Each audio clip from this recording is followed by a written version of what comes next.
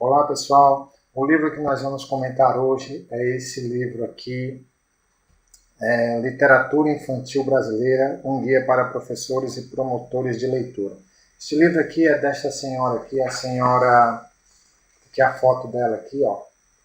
Ela é a senhora Vera Maria Chessman Silva, mestre em letras, crítica literária, professora da Universidade Federal de Goiás. Este livro aqui, pessoal, é um livro que vale a pena ter na sua estante, por quê? Porque este livro aqui, a autora ela reuniu uma coletânea de pensamentos e curiosidades sobre literatura que valem a pena serem compartilhadas com o público de um modo geral. Então, por isso que eu resolvi fazer um comentário sobre este livro aqui. Então, vamos lá aos pensamentos. Olha só este pensamento aqui de Ana Maria Machado. Olha só, diz assim: não sei o que está havendo com a formação dos professores hoje, mas com toda certeza eles não tiveram seu entusiasmo pela literatura despertado, e sem isso não estão preparados para transmitir aos jovens o que eles mesmos não têm. Não acredito que ninguém ensine outra pessoa a ler literatura. Pelo contrário, estou convencida, isso sim, de que uma pessoa passa para outra uma revelação de um segredo. O amor pela literatura é mais uma contaminação do que um ensino. Então, olha só. Como é que a gente pode contaminar os jovens com esse amor pela literatura, pela paixão pela literatura? Os jovens precisam ver os professores lendo pelo prazer de ler. O professor ele deve chegar em sala de aula e falar assim: rapaz, eu estou lendo um livro assim, assado, o livro é muito bom. Se o livro tiver alguma parte escrita com português mais rebuscado, elegante, você deve ler essa passagem para os alunos. O aluno, aí você fala: olha aqui como o português é bonito, que boa impressão você vai passar você se expressando desta forma. Desse jeito o aluno vai começar a criar a beleza pela língua portuguesa, né? E vai ver a beleza da língua portuguesa. E outra coisa também, o professor ele deve ler em sala de aula partes dos livros que eles estão lendo, que eles acham interessantes. Se tiver poesia, você deve ler essa poesia para a turma, que é para que a turma possa ver que a literatura faz parte do cotidiano do teu dia a dia, que a literatura pode te ajudar, que a literatura não é uma coisa tão distante. Como, por exemplo, a pessoa pega um livro como esse aqui do Quincas Borba, que Machado de Assis escreve, tem partes poéticas belíssimas aqui, por exemplo. Tem uma parte aqui que o cara diz uma poesia na beira da praia, que ele está na beira da praia com uma menina, que diz assim: olha, se você falar uma poesia dessa para uma menina que você gosta na beira da praia, rapaz, você vai impressionar com certeza. Vou só ler aqui, só para você ter uma ideia. Página 98. Olha só, você em sala de aula, você lê um texto desse tirado do Quincas Borba. Fala para a turma assim, ó: estive lá, ia pelo Catete já tarde e lembrou-me descer à praia do Flamengo.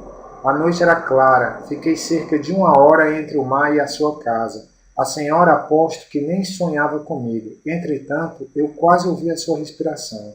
Sofia tentou sorrir, ele continuou. O mar batia com força, é verdade, mas o meu coração não batia menos rijamente. Com esta diferença, é que o mar é estúpido, bate sem saber porquê, e o meu coração sabe que batia pela senhora. Então, você está vendo que você lendo uma poesia em sala de aula para os meninos, falando da utilidade da poesia, que é de enfeitar a vida, de enxergar a beleza nas situações, e serve até como arma de conquista, né? O aluno vai ver que a literatura é uma coisa útil em sua vida, né? E quando ele vê o professor falando apaixonadamente de literatura, ele vai pensar: rapaz, o professor está lendo, não vai fazer prova, e mesmo assim está empolgado e tal. A literatura deve ser algo interessante, né? Então vamos continuar aqui com outros pensamentos, né? Vamos ver aqui que tem outros pensamentos. Olha só outro pensamento interessante, que diz aqui, ó: ler sozinho, em silêncio, esta é talvez a melhor modalidade de fruição de um livro. Mário Quintana, o inesquecível poeta gaúcho, dizia em um de seus textos poéticos que ler é o único modo de estar sozinho e acompanhado ao mesmo tempo. Saiba as palavras, pois um livro é um mundo de leituras e de seu autor, de seus personagens, dialogando com o mundo do leitor. O encontro desses dois mundos pode proporcionar ao leitor momentos de prazer, de humor, de esperança, de consolo, de reabastecimento, de energia, de conhecimento e de coisas novas. Esta é uma experiência rica, da qual todos deveriam poder participar, e cada escola é um papel decisivo neste processo. Ruth Rocha, em sua obra infantil Atrás da Porta, explora a face do encantamento e de prazer secreto que a leitura oferece, e ao mesmo tempo enriquece uma crítica sutil do tratamento frequentemente dado ao espaço da biblioteca das escolas. Então, olha só, pessoal, por isso que dizem que quem lê não está sozinho, né? Que um livro é um mudo que é um cego que guia, um mudo que fala, né? Quem lê não está sozinho, porque você entra em contato com novos personagens, novos mundos, né? Do mesmo jeito, quando você está lendo, você está se sentindo acompanhado daqueles personagens, naquele mundo, fazendo aquela viagem. Do mesmo jeito também, você pode estar num canto cheio de gente, sozinho e se sentir solitário, né? Então, e a literatura, ela proporciona esse amadurecimento da pessoa, porque ela proporciona o seu reencontro.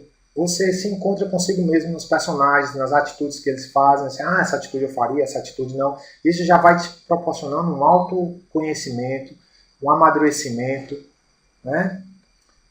Então, vamos ver aqui o que é que nós temos aqui de mais interessante sobre a literatura. Uma outra coisa interessante também sobre a literatura, quando você vai construindo o mundo, a literatura desenvolve muito a tua inteligência pelo seguinte, porque você vai construindo aquele mundo na sua mente, né? Então, quem tem o hábito de ler fica muito bom em todas as disciplinas, né? Principalmente em matemática. Por quê? Porque a grande dificuldade do aluno em matemática, quando ele vai estudar matemática ou resolver o problema, a primeira coisa que ele tem que fazer é ler, interpretar o problema, descobrir quais são os dados que o problema está dando, o que é que o problema está pedindo. E o aluno que não tem um hábito da leitura, ele não consegue fazer essa interpretação. Então ele não entende nem o que é que o problema está pedindo, porque ele não sabe, ele não tem um hábito de interpretar, né? E na literatura você tem lá aquele texto no papel e você constrói aquele mundo na sua mente. E nos problemas de matemática acontece a mesma coisa. Você está lendo lá, você está interpretando o texto, porque você já tem um hábito da interpretação, e você começa a construir a resolução do problema na sua mente, né? Por isso que quem tem um hábito de ler melhora consideravelmente em todas as disciplinas, né? Você fica muito mais inteligente. A literatura, ela estimula a imaginação, né? E o Einstein já dizia que a imaginação é mais importante que o conhecimento, né?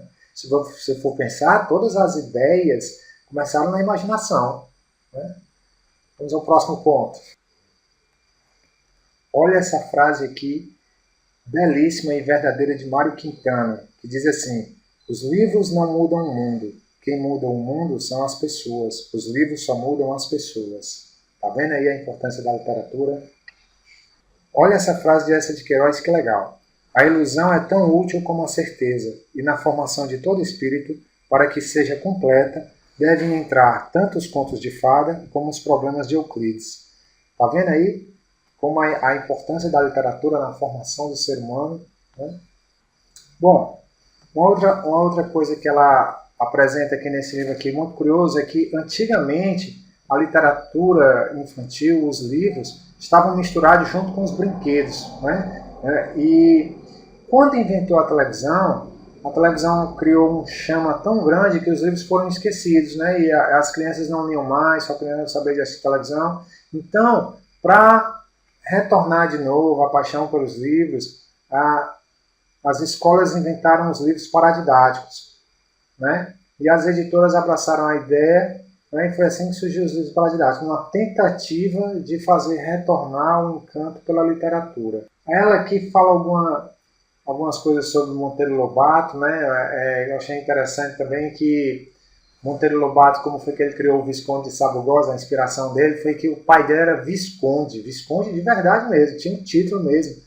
E o Monteiro Lobato, quando tinha 12 anos, foi morar com o avô, entrou dentro da biblioteca do avô, ficou encantado com a biblioteca do avô, né? Você não é que o Visconde de Sabugosa, o sabugo de milho, foi feito, foi botado na biblioteca, e lá ele aprendeu a ler e tal, né?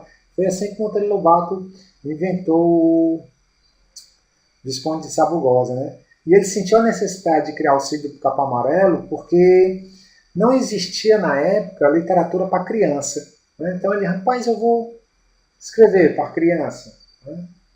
Olha só aqui também, que ela comenta aqui os benefícios do teatro. Olha como é bom as escolas terem um teatro, né?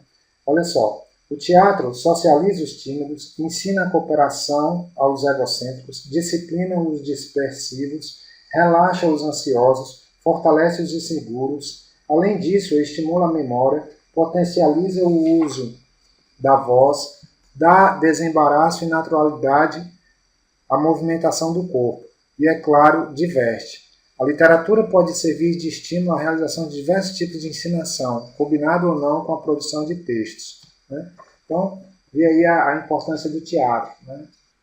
Tem uma coisa super interessante aqui também que eu achei aqui, que ela falou, que eu achei muito interessante também, pessoal. Vai aqui na página 203. Olha só o que é que Ana Maria Machado fala sobre literatura. Olha só. Sou uma leitora voraz. Devo aos livros o que sou. Nos momentos mais difíceis e dolorosos da minha vida, aqueles instantes de solidão existencial mais dura, do confronto com a dor mais além da própria solidariedade e do carinho, foram os livros que me deram a mão, que estabeleceram uma ponte que me uniu a pessoas que nunca conheci, mas cujos espíritos me iluminaram e me enriqueceram, deram continuidade à minha participação na aventura humana. Além das distâncias e vencendo os séculos, só tenho por elas uma atitude grata e afetuosa de reconhecimento e celebração. Ana Maria Machado. Que texto, né? Tá vendo como a literatura nos forma, né? Como seria vazia a nossa vida sem literatura? Olha só que interessante aqui, que tem esse texto aqui, ó. Porque a expansão da literatura destinada à criança e ao jovem só pôde acontecer em decorrência da expansão da imprensa, responsável pela democratização do acesso ao livro, processo que se vê intensificado ao longo dos últimos séculos, e também porque o livro é uma asa de papel, como diz uma obra infantil de Marcelo Xavier, que permite ao leitor voo sem fins. Além disso, no ano 2000... Não, tudo bem. Então, olha só, o livro é como se fosse uma asa de papel que permite ao leitor voo sem fins. Ou seja, você com o livro na mão, você consegue voar, né? Você viaja para vários lugares, épocas passadas, entendeu? Inclusive aqui ele até comenta uma coisa que eu achei interessante, ele compara a invenção da imprensa tão importante como a invenção do avião. Por quê? Porque o avião, você viaja, né? Leva você de um canto a outro. A imprensa, através dos livros, permitiu com que você também pudesse fazer grandes voos intelectuais, grandes viagens intelectuais, né, de diversão, de prazer, no mundo do conhecimento. Olha só o que é que Marina Colasanto fala sobre literatura. Literatura é isso, um texto com face oculta, fundo falso, passagens secretas, um texto com um tesouro escondido que cada leitor encontra em lugar diferente e que para cada leitor é outro. Marina Colasanto. Bom, pessoal, é isso aí. Eu queria compartilhar esses textos, esses pensamentos com vocês e só. Agradeço por ter assistido o vídeo. Um abraço.